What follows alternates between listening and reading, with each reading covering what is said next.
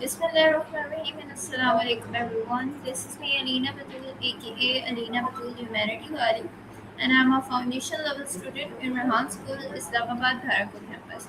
So viewers आप जानते हैं हम जब भी आते हैं एक स्पेशल गेस्ट और एक नए इंटरव्यू के साथ आते हैं इसी तरीके से आज में हमारे साथ एक स्पेशल गेस्ट मौजूद हैं हम इनसे जानेंगे इनकी लाइफ जर्नी के हवाले से कुछ सवाल इनको जानने की कोशिश करेंगे तो वो स्टार्ट करते हैं अस्सलाम वालेकुम कैसे हैं आप वालेकुम अस्सलाम। बिल्कुल ठीक, आप सुनाएं, आप कैसी हैं?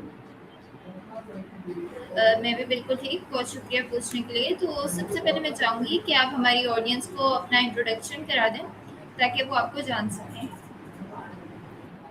मेरा नाम अनस अब्दुल्ला है और बेसिकली मेरा ताल्लुक जो है वो रहीम यार खान से है, पंजाब। और लेकिन तकरीबन 10 साल से मैं मियाँ वाली का रिहाइश पज़ीर हूँ। मैंने अपना हिफ्ज़ वहाँ मुकम्मल किया, तजवीद वहाँ मुकम्मल की, उसके बाद मैंने अपना मैट्रिक वहाँ मुकम्मल किया। फर्स्ट चेक पेपर भी मैंने दिए हैं, लेकिन उसके बाद चूँकि मैं तालीमी निज़ाम से तंग था तो मैं सर रेहान की कॉलेज में आया कि यहाँ पर कुछ एक्सप्लोर करूँ, कुछ नया देखने को मिलेगा। तो आज मैं आपके सामने यहाँ बैठा हूँ। ओके वेरी नाइस इंट्रोडक्शन तो मेरा आपसे सवाल ये होगा कि आपने बताया कि आप पाकिस्तान के तालीमी निज़ाम से बहुत तंग हैं तो ऐसा क्या था जिसने आपको सबसे ज़्यादा परेशान किया या ऐसी कौन सी वजह है जिसकी वजह से आप बहुत तंग हैं देखिए अलीना, फर्स्ट ऑफ ऑल जो चीज़ आज की यूथ को या आज की जनजी को तंग करती है वो ये करती है कि जो निसाब मेरे वालिद साहब ने पढ़ा, मेरे वालिद के अब्बू ने पढ़ा, आज वही निसाब मैं पढ़ रहा हूँ। इससे ये साबित होता है कि या तो जो साइंस है वो रुक गई है, या जो फिजिक्स केमिस्ट्री हम पढ़ रहे थे उसमें कोई नई चीज़ें नहीं आ रही जो हम अभी तक वही पढ़ रहे हैं, या तो फिर कमी हमारे एजुकेशन सिस्टम के अंदर है। हमारा तालीमी निज़ाम जो है वो फरसुदा हो चुका है। तो जो चीज़ मैंने महसूस की जिसका मुझे कलक था वो ये था कि अगर हमने आलम दुनिया के अंदर हमने अंग्रेज़ से टक्कर लेनी है, जो हमारा मुकाबला है वो इसराइल से है, तो कम से कम हमारा ये हक बनता है कि एज ए एटमी ताकत, एज ए वाहिद इस्लामी मुल्क जिसके पास एक न्यूक्लियर वेपन्स है हमारे पास, और ऐसे वो मुल्क जिसकी बुनियाद जो है वो इस्लाम पर थी, उसका ये हक बनता है कम अज़ कम अपना तालीमी निज़ाम बेहतर करें। कम अज़ कम ये तो हो कि हम किसी को दिखा सकें कि भाई हम भी जो है अमेरिका और बरतानिया की तरह अच्छी तालीम दे रहे हैं। अगर हम देखें तो आज की हमारा जो तालीमी निज़ाम है उसमें देखें तो हमारी जो यूथ है वो पाकिस्तान में तालीम नहीं चाहती। हमारी अक्सरियत यूथ जो है वो कहती है कि हमने बाहर जाके पढ़ना है, अमेरिका के अंदर, यूके के अंदर, ऑस्ट्रेलिया के अंदर। इससे तो ये बात साबित होती है ना कि हमारी जो पाकिस्तान में निज़ाम है वो अच्छा नहीं है। हमारा तालीमी निज़ाम बिल्कुल फुकदान का शिकार हो गया है। तो इससे मैं बहुत तंग था, चूँकि मैं खुद पढ़ने वाला बंदा था और मुझे मुताले का बहुत शौक था। तो एक जब बंदा पढ़ता है और जब बंदा फ़लसफ़े को ऑब्ज़र्व करता है तो वो कहता है यार कमी है। तो इसने मुझे मजबूर किया कि मैं एक नए निज़ाम की तरफ आऊँ, एक ऐसे शख्स की पैरवी करूँ, इब्तिदा करूँ कि जो इस निज़ाम के अंदर एक टर्निंग पॉइंट लेकर आ रहा है। तो देख लें आज मैं यहाँ बैठा हूँ। जी आपने बहुत अच्छा जवाब दिया और आपने बिल्कुल सही पॉइंट्स बताए क्योंकि आपने सही कहा कि एजुकेशन सिस्टम सदियों पुराना हमारे एंसेस्टर्स से लेके आज तक सब एक ही सिस्टम पे चल रहे हैं तो ऐसा नहीं होना चाहिए अगर हमें दुनिया के सारे ममालिक के साथ चलना है उनका कंपटीशन करना है तो हमें हमारी स्टडीज़ में चेंजेस लाने की बहुत ज़रूरत है तो वेरी नाइस आंसर तो मेरा आपसे अगला सवाल ये होगा कि आपको लगता है कि हमारे जो ट्रेडिशनल स्कूल्स और कॉलेजेस हैं ये तलबा की सलाहियतों को दबाते हैं अगर दबाते हैं तो वो किस तरीके से उनको मतलब सप्रेस कर रखते हैं देखिए, मैं ये नहीं कहूँगा कि वो सलाहियतों को दबाते हैं, ना मैं ये कहूँगा कि वो हमारी एबिलिटीज़ को खा जाते हैं, बल्कि मैं ये कहूँगा कि हर बच्चा जब पैदा होता है उसमें नई सलाहियतें होती हैं और वो उन सलाहियतों को वक्तन-फ़वक्तन इस्तेमाल भी कर रहा होता है। अगर मैं अपनी बात करूँ तो ऐसा नहीं है कि मैं किसी ऐसे स्कूल में गया तो मेरे अंदर बोलने की सलाहियत आई, ऐसा नहीं है। ये बचपन से है, ख़ानदानी होता है, जेनेटिकली होता है, लेकिन उन सलाहियतों को तराशने की ज़रूरत होती है। उस सोने को जो कान से निकाला था उसे कुंदन बनाने की ज़रूरत होती है। हाँ, मैं ये ज़रूर कहूँगा कि जो हमारा तालीमी निज़ाम, जिसको आप रवायती निज़ाम कह रही हैं, उसके अंदर सलाहियतों को दबाने के बजाय उनको निखारा नहीं जाता। उनको जिस तरह है उस तरह छोड़ दिया जाता है कि आप जैसे हैं वैसे रहें। हालाँकि एक इदारा क्या होता है? ایک تعلیمی ادارہ یہ ہوتا ہے کہ جو بچہ ان کے پاس پڑھنے کے لیے آیا ہے، جس کے رسپانسبل وہ ہیں، وہ اس بچے کو نکھاریں، اس میں ابیلٹیز کو اجاگر کریں، جس چیز میں بچے کا انٹرسٹ ہے اس کو اس میں راہیں دکھائیں۔ اب میں as a student of biology میں یہ کہتا ہوں کہ مجھے میرے اساتذہ نے کوئی صحیح راہ نہیں دکھائی کہ بچے آپ بایولوجی کی فیلڈ میں آئے کیا کر سکتے ہیں۔ اب چونکہ میں نے بایولوجی پڑھی ہے اور میرا یہ ایک میری خواہش تھی کہ ڈاکٹر بنوں میں، لیکن میرے اساتذہ نے مجھے اور کچھ نہیں بتایا، صرف یہ کہا کہ نمبر لینے ہیں آپ نے۔ اب کیا تعلیمی نظام کا مقصد نمبر لینا ہوتا ہے، اچھے گریڈ لینا ہوتا ہے؟ ہرگز نہیں ہوتا۔ تعلیمی نظام کا مطلب یہ ہوتا ہے کہ جو بچہ آپ کے پاس آیا ہے اس کی جو اگر اس کے انٹرسٹ بایولوجی کے اندر ہے تو اس کی اس سبجیکٹ کی تمام کنسیپٹ کلیئر کروائے جائیں، بجائے اس کی رٹا لگوایا جائے، بجائے اس کی کہ بس اس دھن میں لگا دیا جائے کہ نمبر لینے ہیں، نمبر لینے ہیں، نمبر لینے ہیں۔ تو میں یہ کہوں گا کہ ہمارا تعلیمی نظام جو ہے اس میں کمیاں ہیں۔ میں یہ نہیں کہوں گا کہ وہ صلاحیتوں کو دباتے ہیں، بلکہ ان کو پالش کرنے کی ضرورت ہے۔ اوکے، آپ نے بہت بہت اچھا جواب دیا، اور آپ نے بالکل ٹھیک کہا کہ یہاں پہ رٹا سسٹم بہت زیادہ ہے، جبکہ کنسیپچوئل بیسڈ لرننگ ہونی چاہیے۔ پہلے بچے کے کانسیپٹ کلیئر ہوں گے تبھی تو وہ آگے جا کے فیوچر میں کچھ کر پائے گا۔ تو آپ نے بہت اچھا جواب دیا۔ میرا آپ سے اگلا سوال یہ ہوگا کہ آپ نے بتایا کہ آپ ریحان اسکول میں آئے، تو ریحان کالج میں آپ نے ایسی کیا چیزیں دیکھی جو آپ نے کسی دوسرے اسکول یا کسی اور کالج میں نہیں دیکھی، اور آپ نے یہ جوائن کرنے کا فیصلہ کیوں کیا؟ دیکھیے علینا، فرسٹ آف آل دو باتیں ہیں۔ ایک بات تو یہ ہے کہ میں جب اپنے گھر میں تھا، اپنے کالج میں تھا، تب کی جو کہتے ہیں نا کہ دور کے ڈھول سہانے، وہ والی بات پوچھ رہی ہیں آپ کہ میں وہاں سے جب یہاں پر آیا تب میری ایکسپیکٹیشنز کیا تھیں، یا پھر جب میں یہاں پر آیا تو میں نے یہاں پر کیا آبزرو کیا۔ اگر میں بتاؤں پہلی بات کہ جب میں وہاں پر تھا تو میں کیا ایکسپیکٹ کر رہا تھا، یا پھر میری خواہش کیا تھی کہ وہاں کس طرح کا ماحول ہونا چاہیے، تو وہ کچھ اس طرح کا تھا۔ جو خاکہ اور نقشہ میرے ذہن میں میپ بن چکا تھا وہ یہ تھا کہ ایک اے آئی اسکول ہوگا، جہاں پر فوکس اے آئی پر ہوگا، جہاں پر جو لمبا سا بینر لگا ہوتا ہے کہ اب ہر بچہ کمائے گا 1,00,000 ماہانہ، آپ بھی جانتی ہیں اس بات کو۔ تو وہ 1,00,000 ماہانہ والی بات نے اس قدر امپریس کیا تھا مجھے، آپ سوچ بھی نہیں سکتی اس بات کو، کہ میں چونکہ ایک ایسے گھرانے سے ہوں، ایک مڈل کلاس گھرانہ کہ جہاں پر پیدا ہونے والا ہر بچہ اس جستجو میں ہوتا ہے کہ میں نے کمانا کس طرح ہے، تو میں بھی اسی میں شامل ہوں۔ تو جب انسان کہیں لگا ہوا دیکھتا ہے نا کہ اب آپ کا بچہ جو ہے وہ 1,00,000 ماہانہ کمائے گا، تو اس کے ذہن میں خاکہ یہ بنتا ہے کہ ہمیں جو ہے نا 1 سال کے اندر اس طرح کی اسکل سکھائیں گے کہ بھائی ای کامرس ہو گیا، شوپیفائی ہو گیا، امیزون ہو گیا، ہم سیکھ کے جو ہے نا بس کمانا شروع کر دیں گے۔ ایکسپیکٹیشنز یہ تھی میری۔ لیکن اگر میں اگلی بات پر آؤں کہ میں نے یہاں پر آ کے کیا آبزرو کیا، تو وہ کچھ اس طرح کا تھا کہ یہاں پر آ کے میں نے جو سب سے بڑی کمی فیل کی، لوگ کہتے ہیں نا کہ آپ کمیوں کو چھوڑیں، آپ خوبیاں بیان کریں، تو میں یہ کہوں گا کہ مجھے پہلے کمیاں بیان کر لینے دیں۔ وہ کمی میں نے یہ دیکھی کہ پلاننگ کی انتہائی قلت تھی۔ کیا تھی؟ پلاننگ کی انتہائی قلت تھی۔ لیکن یہ جو پلاننگ کی قلت میں نے یہاں دیکھی، یہ پلاننگ کی قلت میں نے اپنے کالج میں کبھی نہیں دیکھی تھی۔ حالانکہ جس طرح ہم ان کی برائیاں کرتے ہیں نا کہ وہ نظام برا ہے، فرسودہ ہے، اچھا نہیں ہے، صلاحیتوں کو مارتے ہیں، وہاں پلاننگ بہت اچھی ہے۔ وہاں پر ادارے کو چلانے کے لیے، وہاں پر بچوں کی ہلکی پھلکی جو مرضی کہو تربیت کرنے کے لیے کچھ تو نظام متعارف ہو چکا ہے، اس پر امپلیفیکیشن بھی ہو چکی ہے۔ لیکن یہاں پر میں نے دیکھا کہ جو کچھ بتایا گیا تھا، اب یہ میری ناقص عقلی کہہ رہی ہے کہ جو میں نے آبزرو کیا، بتا رہا ہوں آپ کو میں، کہ جو میں نے یہاں پر دیکھا کہ وہ بہت سی کمیاں تھیں، بہت سے بحران تھے۔ اس کو ہم دو بات میں کنورٹ کر سکتے ہیں۔ ایک بات تو یہ ہے کہ جب کوئی نیا ادارہ بنتا ہے، یا پھر جب کوئی سسٹم کے اندر انقلاب آتا ہے، تحریک آتی ہے، ایک نیا ٹرننگ پوائنٹ آتا ہے، یو ٹرن آتا ہے، تو اس میں مسائل پیدا خود بخود ہو جاتے ہیں۔ ہم یہ نہیں کہہ سکتے کہ بھائی اب بن گیا ہے تو ایک دم بنا اور ایک دم جو ہے نا چھا گیا، اس طرح نہیں ہوتا۔ مسائل ہوں گے، ایک ٹیم بنائی جائے گی، وہاں پڑھنے والے بچوں کو سفر کرنا پڑے گا، وہاں جو پڑھ رہے ہیں ان کو سہنا پڑے گا، ان کے سامنے چیلنجز آئیں گے، مقابلے آئیں گے، ان کو فیس کرنے پڑیں گے۔ لیکن میں یہ کہتا ہوں as a student, as a educationist, ایک ایکٹیوسٹ، میں یہ کہوں گا کہ کم از کم اگر آپ نے ادارہ بنایا تھا تو ادارہ بنا کے چھوڑنا نہیں ہوتا۔ اگر ایک ماں کے پاس ایک بچہ ہے، اس نے پیدا کے چھوڑ دیا، اس نے نہیں، اس طرح نہیں ہوتا۔ اس نے پیدا کر کے بچے کو بڑا کرنا ہوتا ہے، اس کی رسپانسبلٹی ہوتی ہے، اس کی ذمہ داری ہوتی ہے کہ اس نے بچے کو پیدا کرنا ہے، اس کو بڑا کرنا ہے، دیکھ بھال کرنی ہے، کیئر کرنی ہے، کھلانا پلانا ہے، اس کی تربیت کرنی ہے, اچھی تعلیم دینی ہے, تب جا کر ایک بڑا ایلون مسک پیدا ہوتا ہے, تب جا کر محمد صلی اللہ علیہ وسلم پیدا ہوتے ہیں. ایسی بات ہے نا. لیکن چونکہ میں ایک ایسی جگہ سے آیا تھا کہ جہاں پر میں نے پلاننگ دیکھی تھی, پروفیشنلزم دیکھا تھا, وہ یہاں پر آ کے مجھے نظر نہیں آیا. میں تو یہی کہوں گا آپ کو.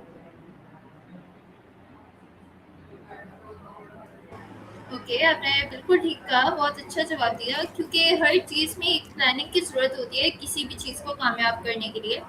تو آپ نے بالکل ٹھیک کہا, انشاءاللہ یہ چیزیں بھی امپروو ہوں گی. تو میرا اگلا سوال آپ سے یہ ہے کہ کیونکہ لائف ہے, لائف میں بہت سارے چیلنجز پرابلمس آتے ہیں, تو جب آپ کی لائف میں کوئی چیلنج آتا ہے تو آپ اسے کس طریقے سے فیس کرتے ہیں یا آپ اوور کم اسے کیسے کرتے ہیں؟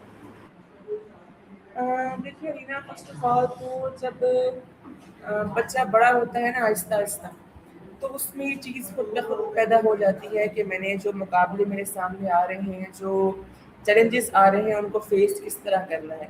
اب وہ بچے پر ڈپینڈ کرتا ہے کہ وہ کس طرح فیس کرتا ہے. وہ غصہ ہو جاتا ہے, فیوز ہو جاتا ہے, فرسٹریٹ ہو جاتا ہے, یا پھر وہ صبر کے ساتھ, مستقل مزاجی کے ساتھ, کنسسٹنٹ ہو کے اس مقابلے کا جو ہے وہ سامنا کرتا ہے. اب اگر میں اپنی بات کروں تو میں ایک جذباتی بندہ, آپ مجھے کہہ سکتی ہیں, آپ مجھے کہہ سکتی ہیں کہ یہ شخص جو ہے نا وہ ایموشنل بندہ ہے, جلدی جو ہے نا فیصلہ کر لیتا ہے. تو اگر آپ میری بات پوچھ رہی ہیں تو میں یہ کہوں گا کہ جب میرے سامنے کوئی چیلنج آتا ہے تو فرسٹ آف آل تو وہ ناگہانی آفت جو ہے میرے اوپر عذاب بن کے آتی ہے. یعنی کہ میرا دماغ ایکسیپٹ نہیں کر رہا ہوتا کہ یہ جو ہے چیلنج آ گیا ہے. لیکن آہستہ آہستہ جب انسان بڑا ہوتا ہے, ایکسپیرینس کرتا ہے, تجربہ کرتا ہے, تجربہ اچھا استاد ہے, تو وہ اس کو سکھاتا ہے کہ آپ نے ایک مقابلے کو فیس کس طرح کرنا ہے. تو اب آہستہ آہستہ جب میں یہاں پر آیا تھا تب ریئیکشن کچھ اور تھے, آبزرویشن کچھ اور تھی, سامنا کرنے کا طریقہ کچھ اور تھا. لیکن اب آہستہ آہستہ کچھ ماہ ہوئے ہیں, کچھ عرصہ گزرا ہے, تو میں کہتا ہوں یار انسان کو جو ہے نا صبر کر دینا چاہیے. انسان کو کڑوا گھونٹ پی کر اگر کچھ مل رہا ہے تو وہ لے لینا چاہیے. جی, آپ نے بہت اچھا جواب دیا اور ٹھیک کہا, ہمیں کوشش کرنی چاہیے, آہستہ آہستہ خود چیزیں بہتر ہو جاتی ہیں. تو میں آپ سے یہ سوال پوچھوں گی, جب آپ ادھر آئے تو جب آپ کو کچھ سمجھ نہیں آیا تو آپ کا دل کبھی ایسا کیا کہ میں سب کچھ چھوڑ کے واپس چلا جاؤں, ایسا کبھی ہوا؟ بہت بار. آپ یہ بھی کہہ سکتی ہیں کہ ایک دن میں 5 نمازیں ہوتی ہیں تو میرے دل میں 6 بار یہ بات آئی کہ یہاں سے بھاگ جاؤں میں. کیونکہ دیکھیے نا, آپ نے وہ سنا ہوگا کہ first impression is the last impression. تو جب اس محاورے کو میں نے دیکھا نا تو میں نے اس کو پریکٹس ہوتے ہوئے ریحان کالج میں دیکھا. وہ اس طرح دیکھا کہ جب میں فرسٹ ڈے یہاں پر آیا ریحان کالج کے اندر, تو ہونا تو یہ چاہیے تھا کہ جو ایکسپیکٹیشنز میں لے کر آیا تھا کم از کم فرسٹ ڈے کی صحیح وہ مجھے ملتی. لیکن فرسٹ ڈے جب میں یہاں پر آیا تو خوفناک منظر تھا. تمام بچے, میری عادت ہے کہ میں کہیں جاتا ہوں تو میں چپ نہیں بیٹھ سکتا, میں بولنا شروع کر دیتا ہوں, سروے کرتا ہوں, انٹرویوز کرتا ہوں, لوگوں سے پوچھتا ہوں کہ بھائی آپ کی جرنی کیا تھی, آپ نے یہاں کیا سیکھا, کس طرح سیکھا, کتنا عرصہ ہو گیا, کہاں سے آئے, کتنے بہن بھائی وغیرہ وغیرہ ایکسیٹرا جو بھی ہے. تو جب میں نے ان سے پوچھنا شروع کیا تو چاہیے تو یہ تھا کہ مجھے پازیٹیو رسپانس ملتا, مجھے ویلکم کیا جاتا, اتنی دور سے میں آیا تھا. لیکن جب میری ایکسپیکٹیشن جو تھیں جب ان کے برعکس کام ہوا کہ مجھے ہر بچے نے منفی رویوں کے ساتھ خوش آمدید کہا. جیسے کہ ہم کہہ سکتے ہیں کہ اگر میں نے کسی بچے سے پوچھا کہ آپ کو یہاں کتنا عرصہ ہو گیا ہے, میں یہاں پڑھنے کے لیے آیا ہوں, تو بجائے اس کے کہ اس کا جواب یہ ہوتا کہ ویلکم, آپ نے اچھی جگہ کا انتخاب کیا, آپ یہاں کچھ سیکھیں گے, اس کا جواب یہ تھا کہ آپ یہاں سے بھاگ جائیں, یہاں کچھ بھی نہیں ہے. اب بلینا آپ مجھے خود بتائیں کہ جب آپ کہیں نیو پلیس پہ جائیں گی, آپ مری گئی ہیں, مثال کے طور پر آپ مری گئی ہیں زندگی میں پہلی بار, جب آپ مری پہنچیں گی جو آپ کی ایکسپیکٹیشنز تھی وہ یہ تھی کہ وہاں برف باری ہوگی, سنو مین بنائیں گے, گولے ماریں گے دوسرے کو, کھانے کھائیں گے. لیکن جب آپ وہاں پر جائیں تو جو وہاں کے رہائشی لوگ ہیں وہ آپ کو بدزن کرنے کے لیے, یا آپ جو بھی وٹیور کہہ سکتی ہیں, وہ آپ سے کہیں کہ آپ یہاں سے بھاگ جائیں, یہاں پر لینڈ سلائڈنگ ہے, یہاں پر چیتے گھوم رہے ہیں, یہاں پر پولیس ہے, آرمی ہے, ایکسیٹرا. تو آپ کا دل بدزن ہو جائے گا, آپ واپس آ جائیں گے. یا اگر آپ وہاں رہ بھی گئیں تو آپ کا دل کھٹا رہے گا کہ یار غلطی کر دی یہاں پر آ کے. اس طرح میرے ساتھ ہوا کہ جس دن میں پہلے دن یہاں پر آیا تو جو پلاننگ تھی وہ نظر آئی مجھے کہ صفر کے برابر ہے, کوئی پلاننگ نہیں تھی. یہاں پر کھانے کا نظام الگ سے خراب تھا, صفائی کا انتظام الگ سے خراب تھا, جو اسٹاف تھا وہ عجیب و غریب قسم کا تھا. یہاں پر اگر ہم کہیں کہ جو فرسٹ امپریشن تھا وہ بہت ہی گندا ملا. ओके, तो मुझे बहुत हैरानी हो रही है आपके इन वर्ड्स को सुन के, क्योंकि जिस कैंपस में मैं पढ़ती हूँ वहाँ पे ऐसा बिल्कुल नहीं है। जब मैं फर्स्ट डे स्कूल आई थी तो मैंने बहुत कुछ सीखा। जिस स्टूडेंट से भी बात की उसने बहुत अच्छा कुछ बताया। तो आई थिंक सो स्टूडेंट्स में भी फ़र्क होता है, और एक एटमॉस्फेयर, और हर स्कूल के स्टूडेंट्स अलग होते हैं, हर स्कूल का अलग एटमॉस्फेयर होता है, लेकिन कैंपस एक ही है। तो अब मैं आपसे ये पूछना चाहूँगी, जिस तरीके से आपने जवाब दिया, अगर आपको रेहान स्कूल का प्रिंसिपल बना दिया जाए तो आप स्कूल में क्या चेंजेस लाएंगे, जो आपको लगता है बहुत ज़रूरी है स्कूल में चेंजेस लाने के लिए? जी रीना, फर्स्ट ऑफ ऑल तो मैं वाकई यही कहूँगा, ये मानना पड़ेगा कि जो प्रिंसिपल की जिम्मेदारी होती है वो बहुत सख्त होती है। प्रेशर भी होता है उसके ऊपर, जो मैनेज करना होता है, मेंटेनेंस होती है, या फिर नज़्म व ज़ब्त को कायम रखना होता है, मुश्किल होता है एक प्रिंसिपल के लिए। तो ये सवाल मुझसे कल भी एक लड़के ने किया, इसमें मैंने इंटरव्यू दिया। तो मेरा ये जवाब होगा कि as a principal, as a founder, as an owner, मेरा ये हक बनता है कि मैं अपना जो कैंपस है, जिस विजन को लेकर मैंने वो इदारा, वो तामीराती काम शुरू किया था, मैं और ना सही तो कम से कम हफ्ते में एक बार, महीने में एक बार चक्कर लगाऊं उस कैंपस के अंदर, सर पे खड़े होकर बच्चों की तरबियत करूं, सर पे खड़े होकर जो कुछ मैंने फेसबुक पर, यूट्यूब पर, लिंक्डइन पर, इंस्टाग्राम पर बोला था लोगों को बुलाने के लिए, कम से कम मैं उसको इम्प्लाई करने के लिए, अप्लाई करने के लिए वहां पर बैठ कर बच्चों की तरबियत करूं। वहां पर आकर मैं देखूं कि जो विजन मेरा था उस पर कितना काम हो रहा है। पहली बात ये हो गई कि मैं कहूँगा कि एज ए प्रिंसिपल मैं हफ्ते में एक चक्कर तो लाजमी लगाता, ठीक है। अगली बात ये कि जो बच्चों की तरबियत है उस पर मेरा फोकस बहुत ज़्यादा होता है, क्योंकि हम कह सकते हैं कि जो आज के बच्चे हैं वो कल के इकबाल के शाहीन हैं, हम कह सकते हैं। इसी यूथ ने, इसी जनजी ने तरक्कियाँ करनी है, इसने आगे जाके पाकिस्तान का नाम रोशन करना है। अगर यही यूथ अपनी इस नौजवानी की उम्र के अंदर ख़राब बातों के अंदर पड़ जाती है, अपनी इस कम उम्री के अंदर, नो उम्री के अंदर जो है वो गलत हाथों में आ जाती है, तो ये सिर्फ एक शख्स का नुकसान नहीं है, ये पूरे मुल्क का नुकसान है, ठीक है। तो मैं बच्चों की तरबियत पर फोकस करता, सबसे पहली बात तो ये है। और तीसरी बात जो मैं करता वो ये था कि एक बेहतरीन स्टाफ मुतारिफ करवाता, एक बेहतरीन स्टाफ लेकर आता, उनकी तरबियत खुद करता, उनका एक तरबियत करने के बाद टेस्ट देता, फिर उस टेस्ट में जो पास होता उसको मैं यहाँ पर रखता। ऐसा ना होता कि मैं हर आए बंदे को रख लूँ कि भाई आओ यहाँ पे पढ़ाओ बच्चों को। लेकिन अब यहाँ पर जो स्टाफ है वो 9 to 5 जॉब वाला है। कौन सा है? 9 to 5 जॉब वाला। अब जब 9 to 5 जॉब के खिलाफ आप फेसबुक पर बोल रहे होते हैं कि ये जॉब्स जो हैं ये तबाह कर रही हैं हमें, ये ख़राब कर रही हैं, ये घटिया निज़ाम है और गधा बनाया हुआ बंदे को, तो आपने जो एम्प्लॉयज हायर किए हैं वो 9 to 5 वाले किए हैं। उनका क्या जाए कि आपका मोटो क्या है, उनका क्या जाए कि आपका विजन क्या है, उनका क्या जाए कि आप किस काम पे अपना तन मन धन लुटाई आ रहे हैं। तो एक स्टाफ हायर करता है जिसकी तरबियत मैं खुद करता। आपने 3 बातें पूछी हैं, मैं एक और काम भी करता अगर बताना चाहूँ आपको, तो वो एक काम ये होता कि जिस काम के लिए बच्चों को मैंने यहाँ बुलाया है, लेकिन अब अगर मैं बात करूँ तो हमारे कैंपस के अंदर लड़के आए हैं वो चित्राल तक से भी आए हुए हैं। अगर आप गौर करें तो चित्राल जो है वो पाकिस्तान का शुरू है और ये कराची आखिर है पाकिस्तान का। इतना लंबा सफर किया और बच्चों ने वो यहाँ तक आए हैं, तो वो कुछ यहाँ पर कुछ करने के लिए आए हैं, वो अपनी फैमिली को सपोर्ट करने की नीयत से आए हैं। वो इसलिए आए हैं कि और कुछ सालों के बाद जो हमारे वालिदैन हैं वो चारपाई पर आ जाएंगे, क्योंकि वो बुढ़ापे के शिकार हो चुके हैं। वो अब इतनी यानी कि मुश्किलात के साथ महंगाई के अंदर वो कमा रहे हैं, हमें उन्होंने यहाँ भेजा है। तो हर एक लड़का जिसकी उम्र 15 से ऊपर होती है वो ये सोचता है कि अगर मैं इतनी दूर आया हूँ तो मैंने कुछ करके जाना है। तो जो वो करने आया है ना, वो उसको मुयस्सर होना बहुत ज़रूरी है। ये उसकी बेसिक नीड है कि जिस जो एक्सपेक्टेशंस वो लेकर आया था, जो खाका दिमाग में बनाया गया था उसकी, कम से कम उसको वो तो वहाँ पर मिले, और कुछ भी ना मिले, खाना भी ना मिले, पानी भी ना मिले, लेकिन जो वो करने आया था, एआई सीखने के लिए आया था, उस पर फोकस ज़्यादा होना चाहिए था, बजाय इसके कि जब आस-पास के काम हैं, दाएँ-बाएँ काम है वो करना शुरू कर दें। ओके, आपने बहुत अच्छा और बहुत डीप जवाब दिया। तो मैं ये पूछना चाहूँगी कि ऐसी कौन सी मिस्टेक्स आपको इस स्कूल में नज़र आ रही हैं जो आपको लगता है फ़ौरन इम्प्रूव होनी चाहिए, जिससे जिन बच्चों की जो बहुत सारी एक्सपेक्टेशंस हैं वो पूरी हों, या आपको क्या लगता है बच्चों की क्या एक्सपेक्टेशंस हैं और वो किस तरीके से पूरी हो सकती हैं अगर इस पे प्रॉपर्ली वर्क किया जाए? देखिए रीना, फर्स्ट ऑफ ऑल तो जो बच्चा एक्सपेक्ट कर रहा होता है ना रेहान कॉलेज में आने के लिए, तो एक्सपेक्टेशंस कब बनती हैं, पहले इस बात पे गौर करते हैं हम।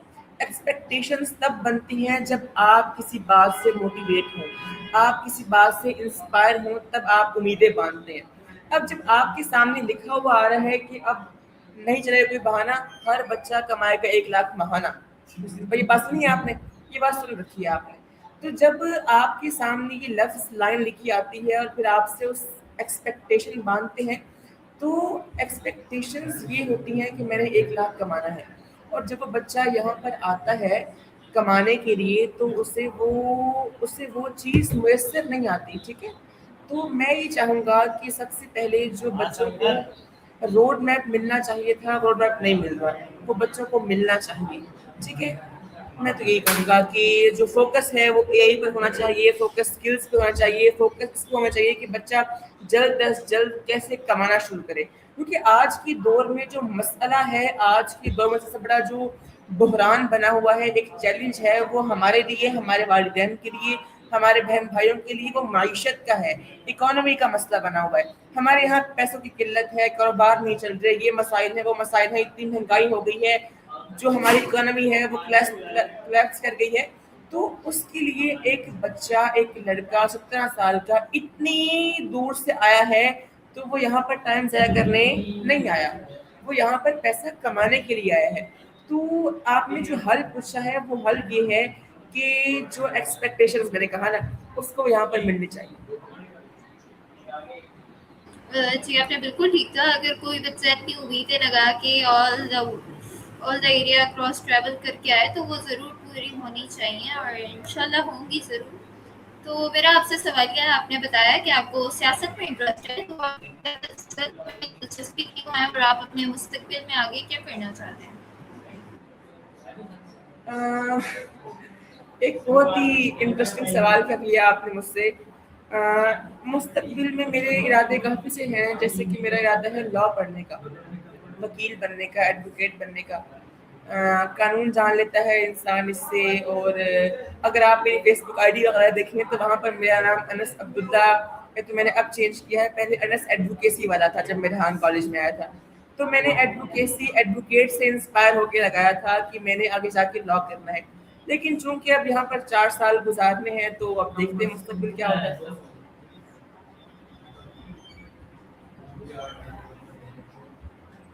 ओके, तो आप मुझे बता सकते हैं आपको सियासत में इंटरेस्ट क्यों है?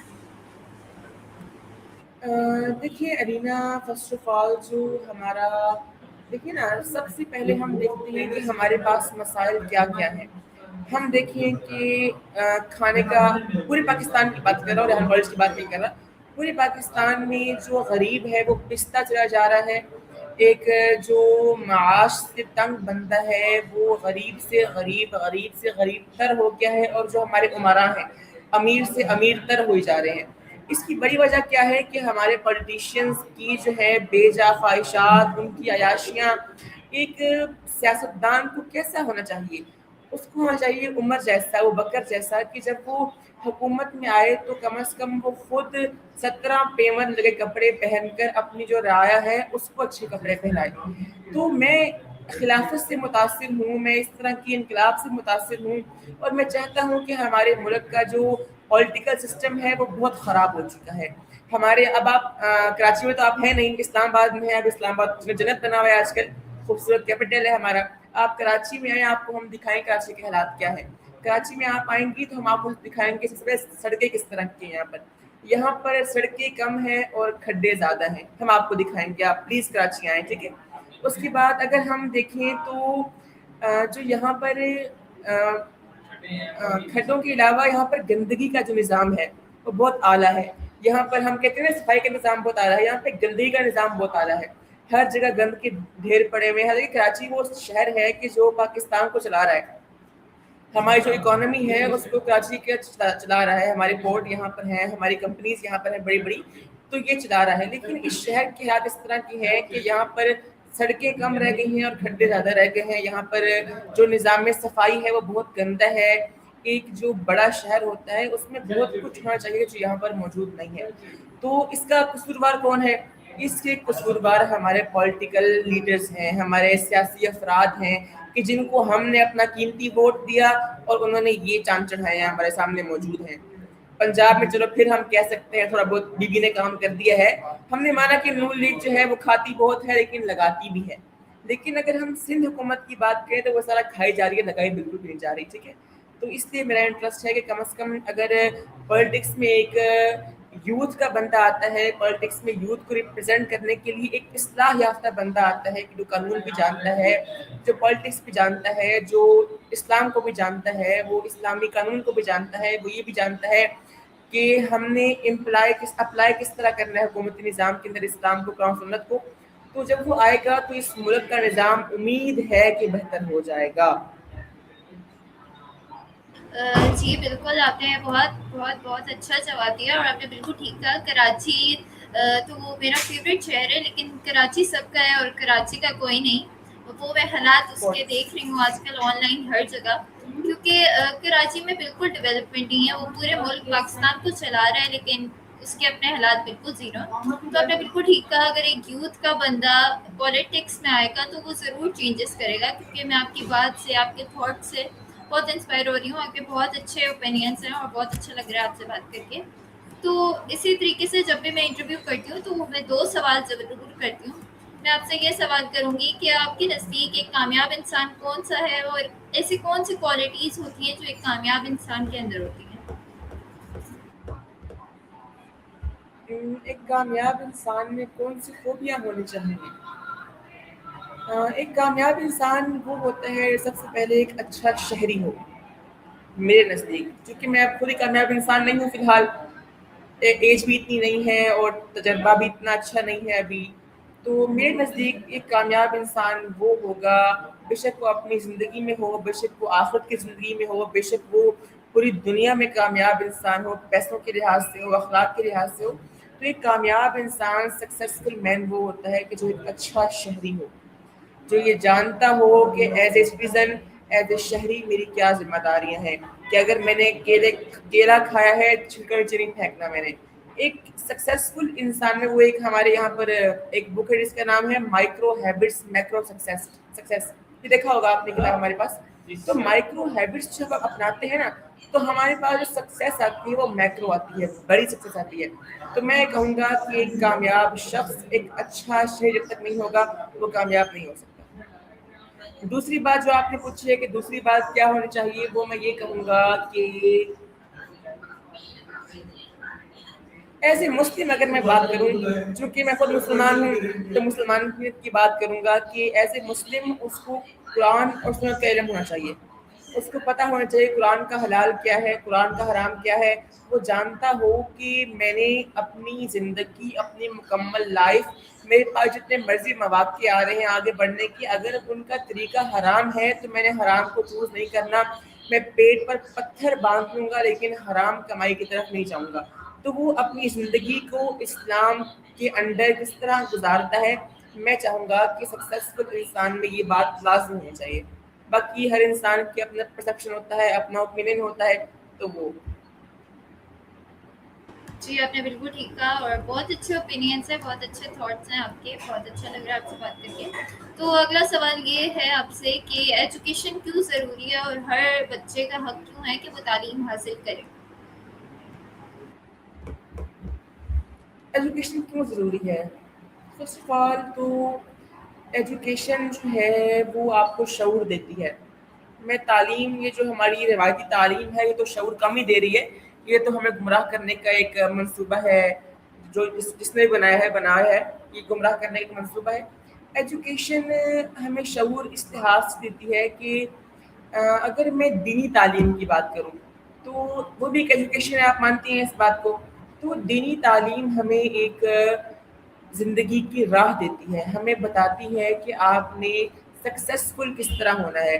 آپ نے جو ہے لیکن اگر ہم دیکھیں تو اللہ کے نبی جب مکہ میں آئے تھے اور جب مدینہ میں آئے تو حضرت عمر کا دور حکومت کے اندر 22 لاکھ مربع میل کے اوپر ان کی حکومت تھی, اور جب صحابہ کرام کوئی شہر چھوڑتے تھے، اپنی خلافت کے اندر سے نکالتے تھے، تو وہاں کے لوگ یہ بولتے تھے کہ آپ لوگ یہاں سے نہ جائیں. حالانکہ وہ عیسائی تھے، لیکن پھر بھی وہ یہ بولتے تھے کہ آپ لوگ یہاں سے نہ جائیں. اس کی وجہ کیا تھی کہ ان کے اندر اس طرح کے اوصاف مینٹین کر دیے گئے تھے، اس طرح کے اوصاف ان کے اندر ڈیولپ کر دیے گئے تھے، انسرٹ کر دیے گئے تھے کہ وہ ایک آئیڈیل قسم کے لوگ تھے. ٹھیک ہے، آپ کا سوال کہہ رہے ہیں، آپ کا سوال بھول گیا ہوں. میرا آپ سے سوال یہ تھا کہ ایجوکیشن کیوں ضروری ہے اور ہر بچے ہاں کا حق کیوں ہے ایجوکیشن، کہ وہ تعلیم ٹھیک حاصل ٹھیک کرے. ٹھیک ٹھیک ٹھیک ٹھیک. تو ایجوکیشن اس لیے ضروری ہے کہ وہ آپ کو شعور دیتے ہیں، اس طرح صحابہ کرام کو قرآن نے شعور دیا. وہی نا حضرت عمر کے بارے میں غالباً آتا ہے کہ جب ان کا دور حکومت آیا تو وہ یہ اونٹ کو چراتے ہوئے یہ بات کہہ رہے تھے کہ عمر تو وہ تھا کہ جس کو اونٹ چرانے بھی نہیں آتے تھے، لیکن آج تجھے اتنی بڑی خلافت مل گئی ہے. کس طرح مل گئی؟ شعور کی بنیاد پر ملی، قرآن کو سمجھنے کی بنیاد پر ملی. تو ایجوکیشن کے اندر یہ بہت ضروری ہے کہ اس کے اندر دین کو امپلیفائی کیا جائے، اپلائی کیا جائے، تاکہ جو ہماری سکسیس ہے، جو ہماری شعور یافتہ قوم ہے، وہ آگے بڑھ سکے.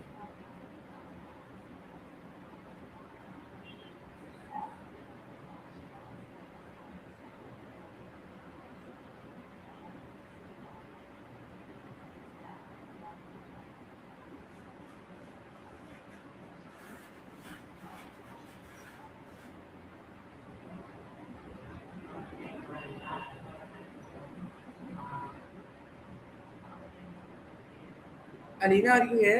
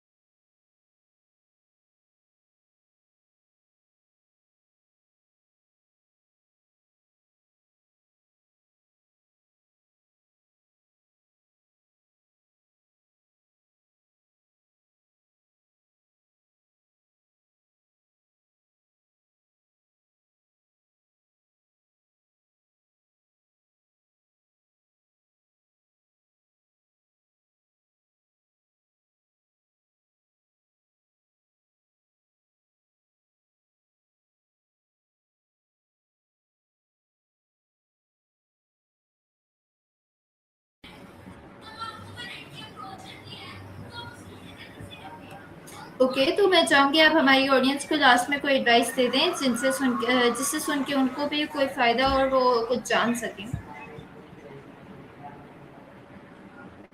میری آخری ایڈوائس تو یہ ہوگی کہ اچھے شہری بنیں، تاکہ آپ اپنی جو ہے زندگی میں کامیاب ہو سکیں اور آخرت میں جا کر آپ کامیابی حاصل ہو سکے.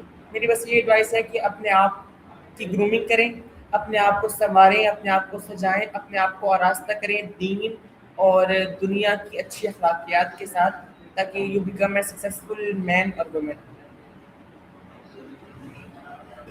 ओके, आपने बहुत अच्छी एडवाइस दी। सो ये था आज का हमारा इंटरव्यू। मुझे बहुत अच्छा लगा बात करके आपसे और आपके बहुत सारे ओपिनियंस जाने, बहुत सारी आपसे बातें सुनी आपकी लाइफ जर्नी के बारे में। एंड व्यूवर्स, ये था आज का हमारा इंटरव्यू अनस अब्दुल्ला के साथ। मुझे उम्मीद है आपको पसंद आया होगा। मिलते हैं किसी नए इंटरव्यू में किसी नए गेस्ट के साथ। तब तक के लिए अल्लाह हाफिज़ एंड पाकिस्तान जिंदाबाद।